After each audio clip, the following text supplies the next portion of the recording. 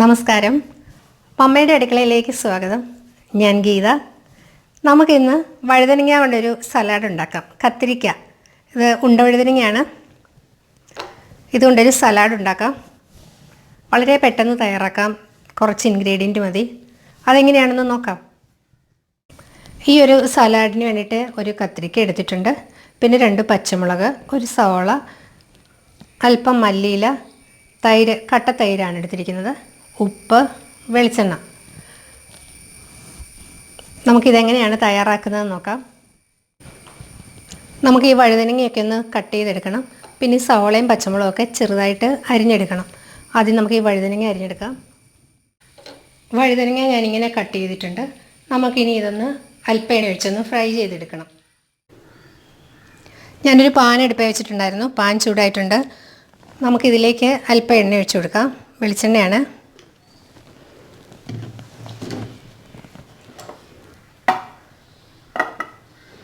ഇതിലേക്ക് നമുക്ക് ഈ വഴുതനങ്ങ ഇട്ട് വെക്കാം.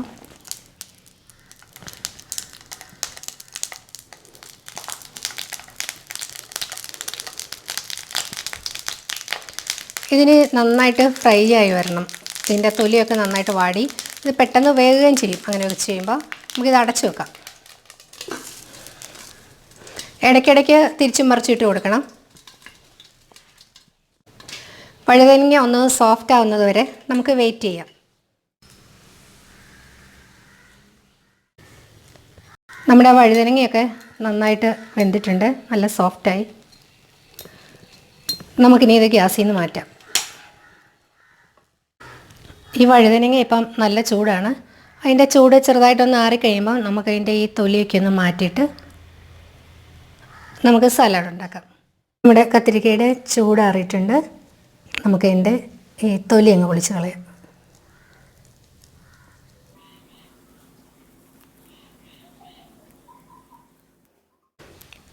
ഇതിൻ്റെ തൊലിയെല്ലാം പൊളിച്ച് കളഞ്ഞു. നമുക്കിനി ഇത് നന്നായി ഉടച്ചെടുക്കാം.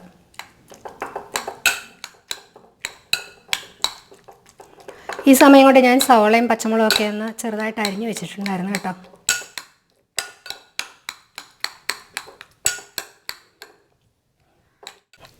ഇത് നന്നായി ഉടച്ചെടുത്തിട്ടുണ്ട്. നമുക്കിനി ഇതിനകത്തേക്ക് അരിഞ്ഞു വെച്ചിരിക്കുന്നതൊക്കെ ചേർക്കാം. ഞാൻ കഴിഞ്ഞ ദിവസം വീട്ടിൽ പോയി ചെന്നപ്പം എൻ്റെ അപ്പോയുടെ പച്ചക്കറിത്തോട്ടത്തിൽ നിന്ന് പറിച്ചുകൊണ്ട് വന്നതാണ് ഈ കത്തിരിക്കയും പച്ചമുളകൊക്കെ.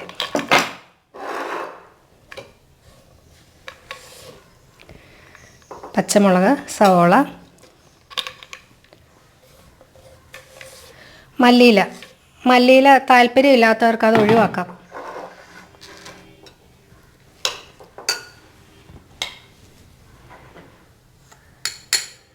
ആവശ്യത്തിന് ഉപ്പ് വേണമെങ്കിൽ നോക്കിയിട്ട് പിന്നെ ചേർക്കാം.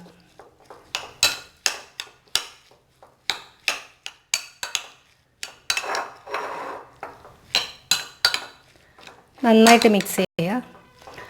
അധികം പുളിയില്ലാത്ത കട്ടത്തൈരാണ് കേട്ടോ ഇതിന് വേണ്ടത്.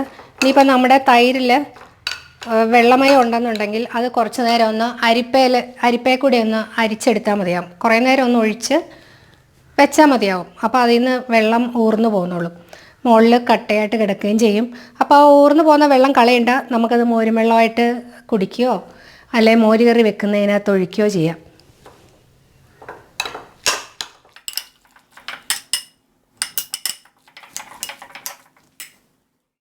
ഇനി നമുക്ക് തൈര് ഒഴിക്കാം. തൈര് ആവശ്യം നോക്കി ഒഴിച്ചു കൊടുക്കണേ. ഞാൻ 3 സ്പൂൺ ഒഴിച്ചിട്ടുണ്ട്. നോക്കിയിട്ടെടുക്കാം.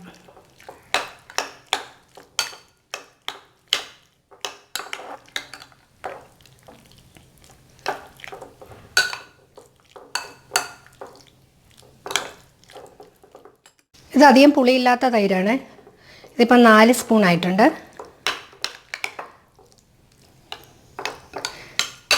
ഇത് മതി. നമ്മുടെ വഴുതനങ്ങ സാലഡ് അല്ലെങ്കിൽ കത്തിരിക്ക സാലഡ് തയ്യാറായിട്ടുണ്ട്. ചോറിൻ്റെ കൂടെയൊക്കെ ഇത് നല്ല ടേസ്റ്റാണ് കഴിക്കാൻ. പിന്നെ ചപ്പാത്തിയുടെയൊക്കെ കൂടെ സൈഡ് ഡിഷായിട്ട് ഉപയോഗിക്കാം. എല്ലാവരുടെയും വീട്ടുമുറ്റത്ത് മിക്കവാറും ഉണ്ടാകുന്ന ഒന്നാണ് ഈ വഴുതനങ്ങ. അപ്പോൾ ഇങ്ങനെ ഒന്നുകൂടെ ഒന്ന് നോക്കട്ടെ. ഇങ്ങനെ വഴുതനങ്ങ കൊണ്ട് ഒരു സലാഡും കൂടി ഒന്ന് തയ്യാറാക്കി നോക്കണേ. അപ്പോൾ എൻ്റെ വീഡിയോ ഇഷ്ടമായാൽ എൻ്റെ ചാനൽ ഇതുവരെ സബ്സ്ക്രൈബ് ചെയ്യാത്തവരൊന്ന് സബ്സ്ക്രൈബ് ചെയ്യണേ. അടുത്തൊരു വീഡിയോയുമായി വീണ്ടും കാണാം. താങ്ക്